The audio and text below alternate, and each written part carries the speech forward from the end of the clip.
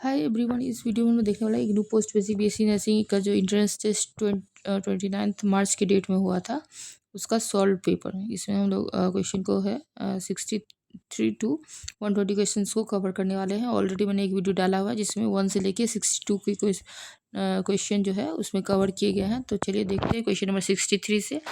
और ये मैंने टाइप करके बनाया है क्योंकि जितने भी पेपर्स मिले मुझे सारे में किसी में सब में मार्क ही था, कुछ ना कुछ मार्क किया हुआ था। तो इसलिए मैंने सोचा कि इसको टाइप करके ही बनाया जाए, इसलिए थोड़ा सा टाइम भी लगा है। तो आप लोग को अगर वीडियो अच्छा लगेगा तो प्लीज़ उसको लाइक कर जरूर करेंगे। नेक्स्ट वन, फर्स्ट जो क्वेश्चन है 63, the normal birth weight of a newborn as per Indian Academy of Pediatrics is. जो नॉर्मल बर्थ वेट होता है वो बेबी का है 2.5 kg। ऑप्शन 1 राइट होगा। जो करेक्ट आंसर है उसका ऑप्शन मैंने हटा दिया, ठीक है। तो first option 2.5 kg is right. Next है the drop rate for administering injection 5% dextrose 200 ml 4 hourly using micro volume set is. तो ड्रॉप रेट पूछ रहा है। तो ड्रॉप रेट अगर कैलकुलेट करेंगे फॉर्मूला के अनुसार सारे डाटा को देखे तो आपका आंसर जो आएगा वो आएगा 50 drops per minute. Option 2 right होगा।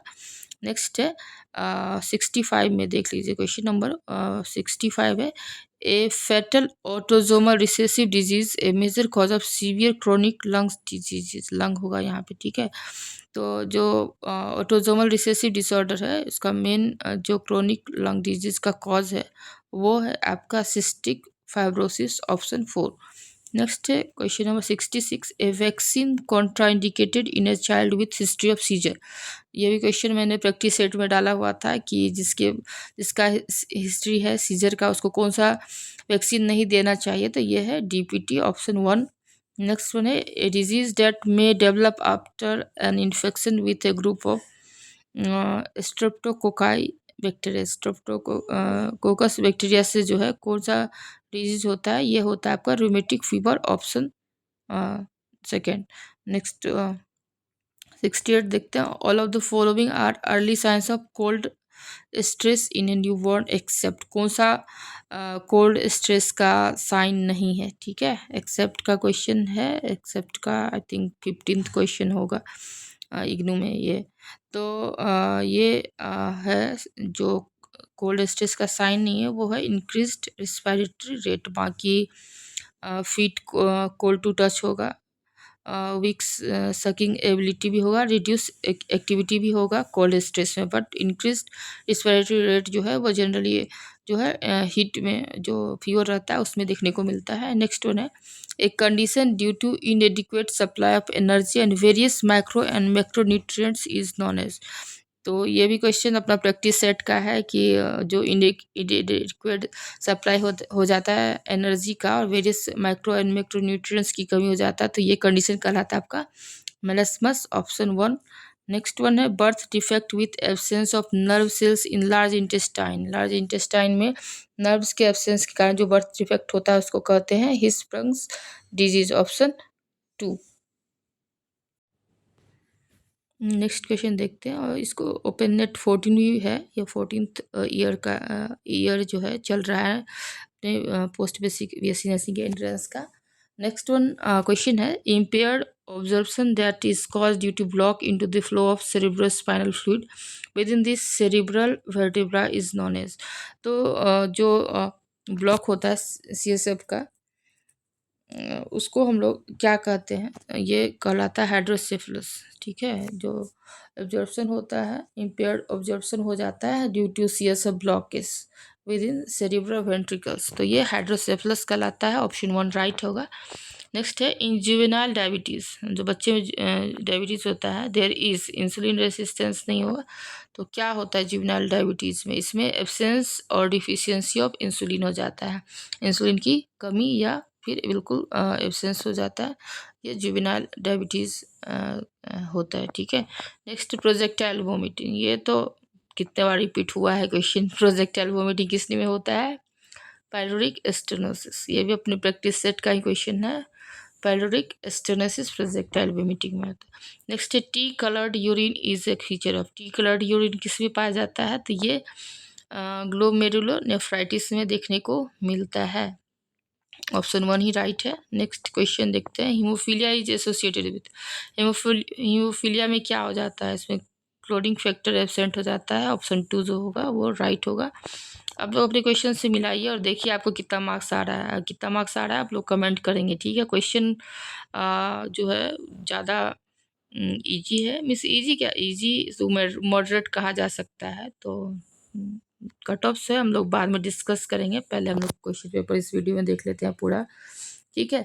All of the following are therapeutic communication techniques in therapeutic nurse patient relationship except, ये भी एक्सेप्ट वाला क्वेश्चन है कि थेराप्यूटिक कम्युनिकेशन टेक्निक का जो है वो क्या है आपका थेराप्यूटिक नर्स पेशेंट रिलेशनशिप में एक्सेप्ट है, नहीं है, ठीक है। थेराप्यूटिक नर्स रिलेशनशिप में कौन सा थेराप्यूटिक कम्युनिकेशन टेक्निक नहीं है, रिस्टेटिंग है, पिन पॉइंटिंग है, वैलिडेटिंग है, बट एडवाइजिंग जो है वो नहीं है।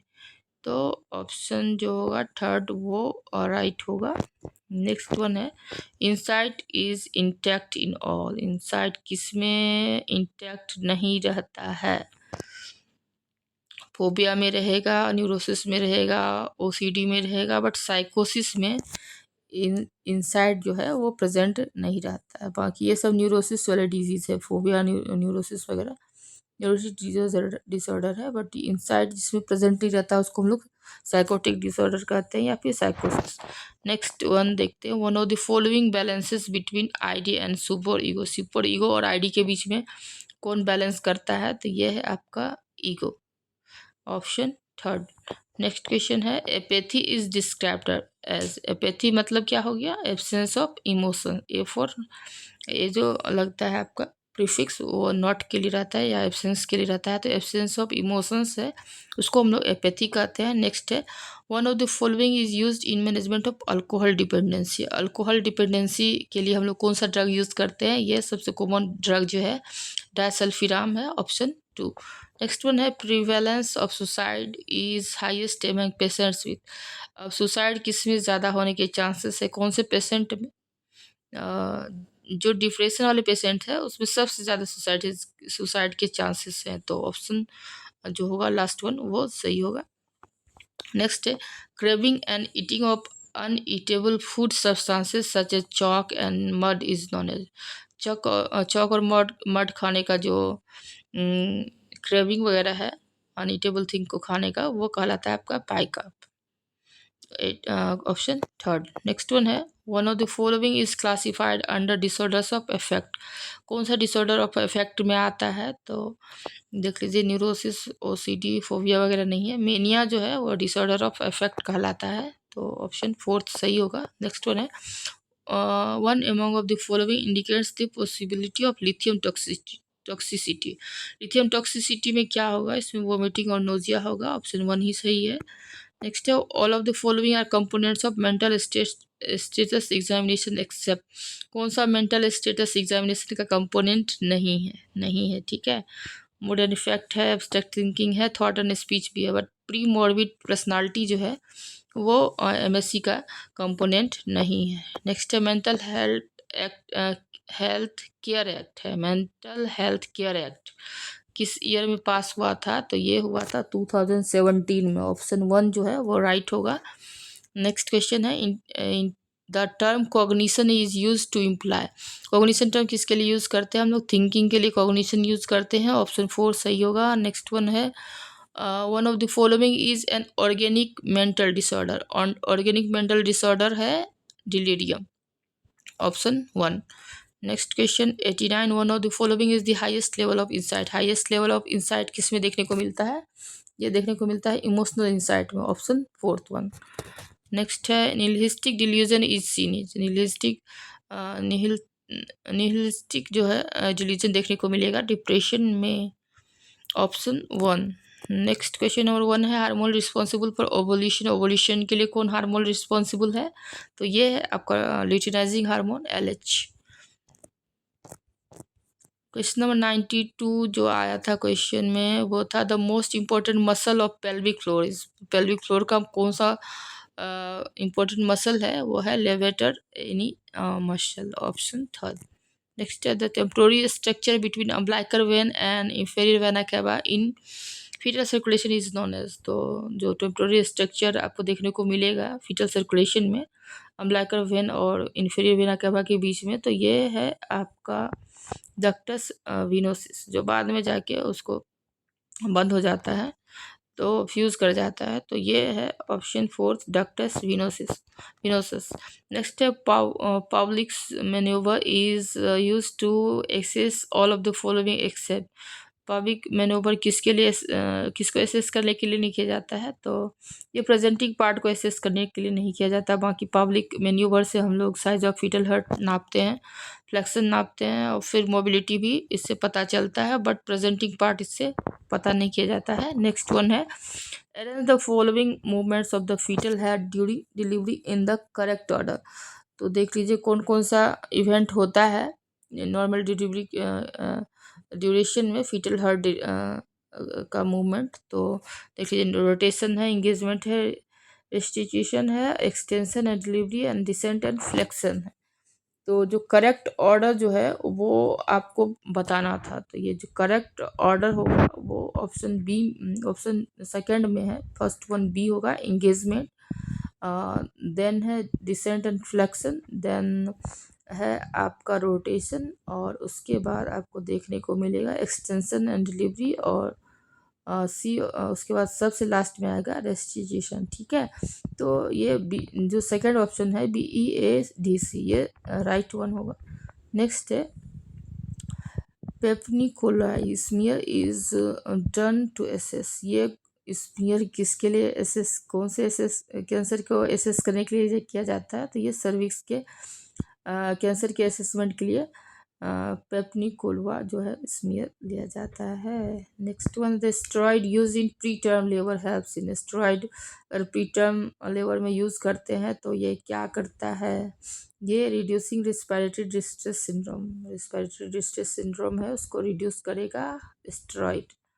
नेक्स्ट है liquor amnii when enters the maternal circulation causing sudden dyspnea, hypoxia and hypotension is suggestive of। अगर लीकर जो इम्यूनिटी लीकर है वो मैटरनल सर्कुलेशन से बच्चे में सडन डिस्निया, हाइपोक्सिया, हाइपोटेंशन अगर पैदा करता है तो ये कहलाता है immunity fluid embolism, option fourth one. Next है complete dilation of cervix is observe on vaginal examination during. Complete dilation कब दिखेगा, जबकि आपको ये देखने को मिलेगा फर्स्ट स्टेज ऑफ लेबर में। नेक्स्ट वन है a women in labour present with transverse lie है, सर्विक्स 4 सेंटीमीटर डायलेटेड है और मेम्ब्रेन्स इंटैक्ट है, फीटल ब्रेडिकार्डिया है। तो ट्रीटमेंट क्या देना चाहिए, तो इस कंडीशन में आपको ट्रांसफर लाई है तो सिजेरियन सेक्शन एडवाइस किया जाएगा। नेक्स्ट वन है then the most common cause of maternal mortality. Maternal mortality का सबसे मेन कॉज क्या है, हेमरेज। अपने प्रैक्टिस सेट का भी क्वेश्चन है ये, हेमरेज जो मेन कॉज है मैटरनल मोर्टिलिटी का। नेक्स्ट वन है premature separation of a normally implanted placenta during the second half of pregnancy with severe haemorrhage is known as. तो प्रीमेच्योर सेपरेशन जो प्लासेंटा का हो जाता है सेकेंड हाफ ऑफ प्रेगनेंसी, ये कहलाता है abruptio placenta, option one. Next one है all of the following nursing measures are to prevent breast engorgement during puerperium except. कौन सा ब्रेस्ट इंगॉजमेंट को प्रिवेंट करने का मेजर नहीं है, तो ब्रेस्ट फीडिंग इससे ठीक होगा। Breast engorgement feeding the neonate from one breast only at one feeding session, ये भी weaning supportive brassiere with nipple shells, ये भी होगा। But decreasing the fluid intake of mother for first 24 to 40 hours, ये आपका ब्रेस्ट इंगॉजमेंट को जो prevent करने का कोई मेजर नहीं है। नेक्स्ट है low level of maternal serum alpha fetoprotein is associated with. Low level maternal जो सीरम अल्फा फीटोप्रोटीन है उस किससे रिलेटेड है, तो ये रिलेटेड है आपका डाउन सिंड्रोम। जो AFP लेवल है वो कम हो जाता है आपका डाउन सिंड्रोम में, तो ये जनरली टेस्ट भी करवाया जाता है क्वाड्रपल ट्रिपल टेस्ट वगैरह में। तो इस कंडीशन में डाउन सिंड्रोम में ये लेवल आपको AFP का लेवल कम आपको देखने को मिलेगा। नेक्स्ट वन है drug of choice of the management of eclampsia. Eclampsia के मैनेजमेंट के लिए कौन सा ट्रीटमेंट लेते हैं, कौन सा ड्रग यूज होता है, तो magnesium sulphate, option second. Next the vital function of management is, कौन सा मैनेजमेंट का सबसे वाइटल फंक्शन है, तो प्लानिंग, ऑप्शन सेकेंड।